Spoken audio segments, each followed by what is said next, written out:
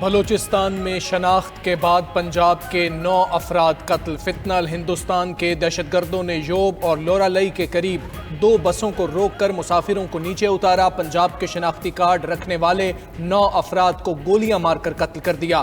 مقتولین میں دنیا پور کے 2 بھائی عثمان تور اور جابر تور بھی شامل۔ دونوں بھائی یوب سے اپنے والد کے جنازے میں شرکت کے لیے آ رہے تھے۔ دنیا پور میں دونوں بھائیوں کی لاشیں پہنچنے پر کوہرام مچ گیا۔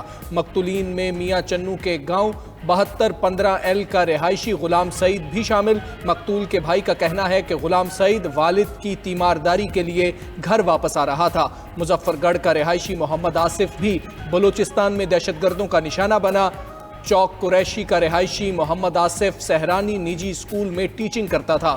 مظفر گڑھ کے 26 سالہ محمد آصف کی 1 ماہ پہلے ہی شادی ہوئی تھی۔ گجرانوالہ کا مقتول نوجوان صابر حسین لورا لئی میں سیلون کا کام کرتا تھا۔ گجرات کا بلاول علی دبئی سے پاکستان آیا اور بلوچستان میں دوست سے ملنے گیا تھا۔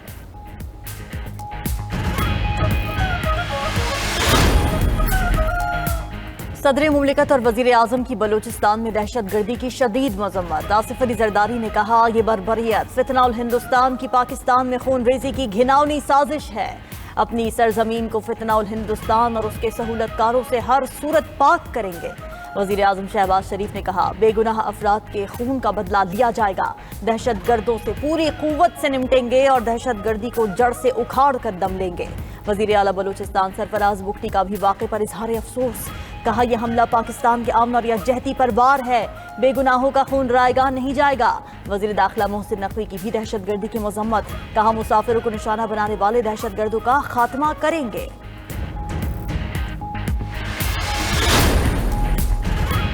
پاکستان میں ہونے والی دہشت گردانہ کارروائیوں میں بھارت ملوث ہے۔ بھارت نے دنیا بھر میں دہشت گردی اور قتل عام کی عالمی مہم شروع کر رکھی ہے۔ ترجمان دفتر خارجہ شفقت علی خان کا کہنا ہے کہ افغانستان میں دہشت گردوں کی محفوظ پناہ گاہیں چیلنج ہیں۔ دہشت گردوں کے معاملے پر افغانستان کے ساتھ رابطے میں ہیں۔ ماضی میں جو ہوا وہ ہو چکا ہے۔ 80 کی دہائی میں موجود رہنما ہی بتا سکتے ہیں اس وقت کیا فیصلے ہوئے۔ ہمیں ماضی کا قیدی بننے کے بجائے مستقبل کی جانب دیکھنا چاہیے۔ نائب وزیر اعظم اسحاق ڈار کی SCO کی سائیڈ لائنز پر بھارتی نمائندے سے کسی ملاقات کا کوئی ارادہ نہیں۔ پاکستان برکس کی رکنیت کا خواہش مند ہے۔ بھارت کا پلوامہ کے بعد پہلگام کا بیانیہ بھی کامیاب نہیں ہونے دیا۔ بھارت اب دنیا میں تنہائی کا شکار ہے۔ نائب وزیر اعظم اسحاق ڈار کا کوالالمپور میں پاکستانی کمیونٹی سے خطاب۔ بولے، جارحیت کرنے پر ہماری بہادر افواج نے 4 ریفال سمیت 6 بھارتی طیارے مار گرائے۔ سنتاس معاہدے پر ہم نے واضح کہہ دیا کہ پانی روکنا اقدام جنگ تصور ہوگا۔ پاک بھارت عسکری سطح پر جنگ بندی برقرار ہے، مگر لگتا ہے کہ بھارت کی سیاسی قیادت کو شکست ہضم نہیں ہو رہی یا پھر اندرونی سیاسی دباؤ ہے۔ اسحاق ڈار مزید بولے کہ پاک بھارت عسکری سطح پر جنگ بندی برقرار ہے، لگتا ہے بھارتی سیاسی قیادت پر اندرونی سیاسی دباؤ ہے۔ دہشت گردوں کے لیے سرحد کھولنے سے نقصان ہوا۔ اسحاق ڈار کی جانب سے یہ بھی کہا گیا، پاکستان نے مشکل حالات میں ٹیک آف کیا۔ اسحاق ڈار نے اس موقع پر گفتگو کرتے ہوئے یہ بھی بولا کہ پاکستان کو G20 میں شامل کرنا ہمارا ہدف ہے۔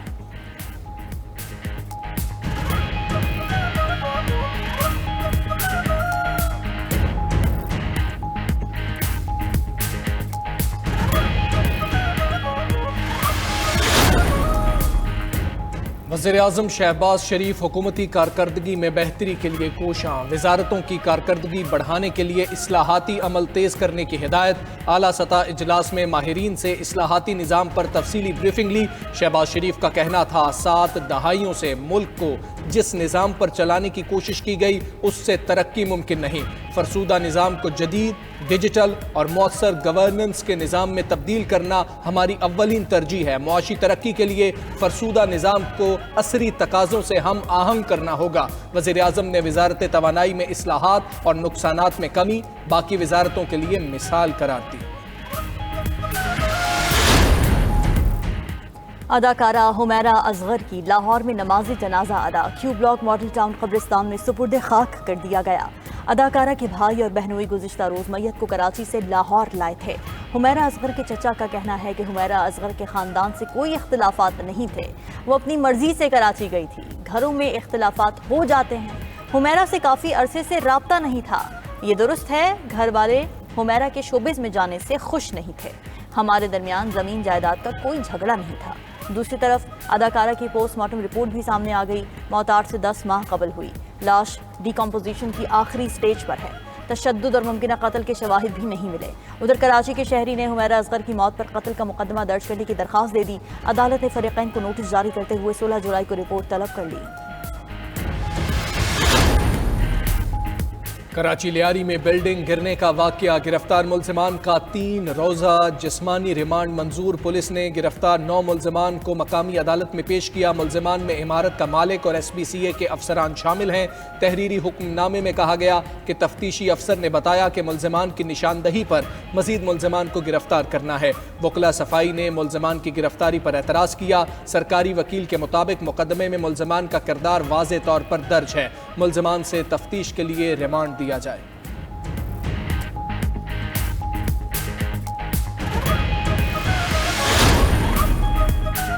سانحہ سوات کا ذمہ دار کون؟ رپورٹ سامنے آ گئی۔ سانحہ سوات پر صوبائی انسپیکشن ٹیم کی انکوائری رپورٹ وزیر اعلیٰ کے پی کو پیش کر دی گئی۔ رپورٹ میں سانحہ سوات میں غفلت برتنے والے سرکاری افسران کی نشاندہی، ضلعی انتظامیہ، محکمہ آبپاشی، بلدیات اور ریسکیو 1122 کے افسر سانحہ کے ذمہ دار قرار، ذمہ داران کے خلاف تعدیبی کارروائی عمل میں لانے کی سفارش۔ وزیر اعلیٰ نے انکوائری رپورٹ کی روشنی میں ذمہ داران کے خلاف تعدیبی کارروائیوں کی منظوری دے دی۔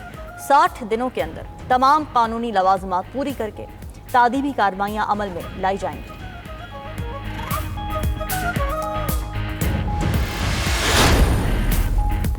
اسپیکر خیبر پختونخوا کا مخصوص نشستوں پر حلف برداری اجلاس بلانے سے انکار۔ صوبائی اسمبلی کا اجلاس بلانے کے لیے میرے پاس کوئی اختیار نہیں، اسپیکر بابر سلیم سواتی کا اپوزیشن لیڈر کے پی اسمبلی کے خط کا جواب۔ دوسری طرف الیکشن کمیشن نے 21 جولائی کو سینٹ انتخابات کے لیے اسمبلی کا ہال مانگ لیا۔ الیکشن کمیشن نے خیبر پختونخوا اسمبلی کو خط لکھا ہے کہ 21 جولائی کو سینٹ انتخابات کے لیے خیبر پختونخوا اسمبلی کا ہال فراہم کیا جائے۔ الیکشن کمیشن حکام کا کہنا ہے کہ آئین کے مطابق سینٹ الیکشن سے پہلے نئے ممبران کا حلف ضروری ہے۔ اسپیکر نئے ممبران کے حلف سے متعلق اقدامات کریں۔ نئے ممبران کا 1 ہفتے میں حلف کا عمل مکمل کیا جائے۔ پیپلز پارٹی کے وفد کی جے یو آئی سربراہ مولانا فضل الرحمان سے ملاقات۔ خیبر پختونخوا کے سینٹ انتخابات کے حوالے سے مشاورت کی گئی۔ ملاقات میں ملکی سیاسی صورتحال پر بھی تبادلہ خیال۔ پیپلز پارٹی کے وفد میں گورنر کے پی، فیصل کریم گنڈی، خورشید شاہ شامل تھے۔ ملاقات کے بعد میڈیا سے گفتگو میں گورنر کے پی بولے، اپوزیشن کے پاس 1 ممبر بھی زیادہ ہوا تو تحریک عدم اعتماد لا سکتے ہیں۔ ہماری کوشش ہے اپوزیشن کے پی سے سینٹ کی 5 نشستیں جیتے۔ مولانا فضل الرحمان کو 1 جنرل اور پیپلز پارٹی کو مخصوص سیٹ ملے گی۔ سیاست میں اتحاد بنتے بھی ہیں اور ٹوٹتے بھی ہیں۔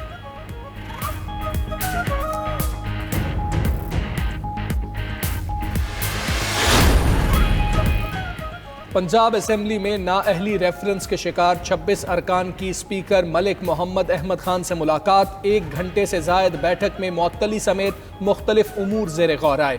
دونوں طرف سے مذاکرات جاری رکھنے پر اتفاق۔ آج ہی مذاکرات کا ایک اور سیشن ہونے کا امکان ہے۔ میڈیا سے گفتگو میں اپوزیشن لیڈر ملک احمد بھچر بولے، ہماری ملاقات نہیں سماعت تھی۔ ملک احمد خان بھچر نے بانی پی ٹی آئی کے بیٹوں سے متعلق رانا ثناء اللہ کے بیان کو بھی نامناسب قرار دیا۔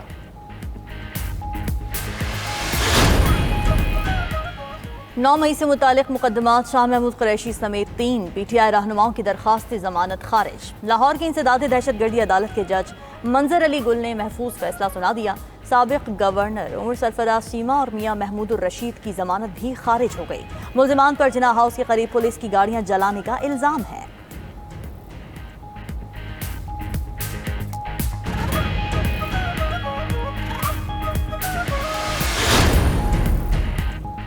وزیر داخلہ محسن نقوی کی اماراتی ہم منصب سے ابوظہبی میں ملاقات۔ شیخ سیف بن زائد ال نہیان سے انسداد منشیات اور سیکیورٹی تعاون پر تبادلہ خیال کیا گیا۔ جدید ٹیکنالوجی خصوصاً مصنوعی ذہانت کے ذریعے سیکیورٹی چیلنجز سے نمٹنے پر اتفاق۔ محسن نقوی نے پاکستانیوں کے لیے ویزا میں آسانی لانے کا کہا۔ بولے، پاکستانیوں کی بڑی تعداد یو اے ای کی معیشت کی مضبوطی میں کردار ادا کر رہی ہے۔ ویزا پالیسی میں آسانی سے شہریوں کو بہت ریلیف ملے گا۔ یو اے ای کے وزیر داخلہ نے تعاون کی یقین دہانی کرا دی۔